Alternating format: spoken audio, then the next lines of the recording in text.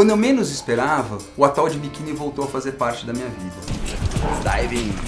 E infelizmente eu me deparei com uma situação muito triste. Em 96, o povo biquiniano estava com a esperança de voltar à sua ilha e estava com a esperança que a operação de turismo poderia criar uma atividade econômica que os permitisse viver lá. Passados 12 anos, a situação ficou muito pior, porque os biquinianos não conseguiram voltar para a ilha. O custo operacional do turismo em Bikini, que é um lugar tão remoto, tinha que ter avião para ir até lá e tal, não justificava, não fechava a conta. Tanto é que, infelizmente, hoje não tem mais turismo no atol de Bikini. Com a desculpa de que seriam feitos testes científicos para o bem da humanidade e que poriam fim a todas as guerras, foi fácil para os militares americanos persuadir o rei Judá a transferir provisoriamente os habitantes do atol para outras ilhas.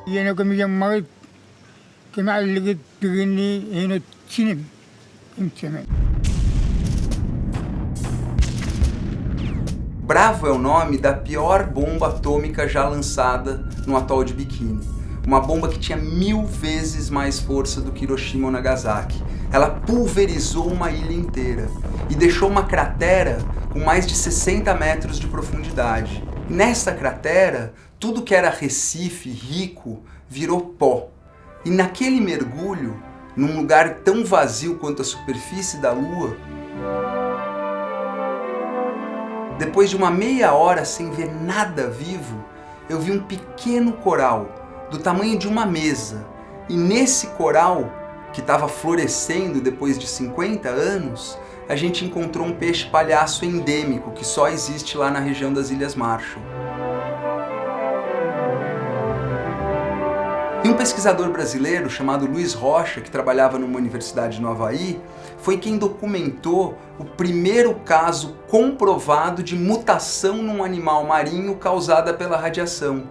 E esse animal era justamente um tubarão lixa, que não tem a segunda nadadeira dorsal, tem um calombo no lugar daquela nadadeira, que é uma mutação genética causada pela radiação. Mergulhar nos naufrágios no fundo do mar de Bikini é como visitar um museu erguido em homenagem à ignorância do ser humano. Marcas de quão imbecil a nossa espécie pode ser. E aí encontrar esse pequeno coral ressurgindo no meio da cratera Bravo é testemunhar que, por mais imbecil que a gente seja, o poder da natureza é maior do que o nosso.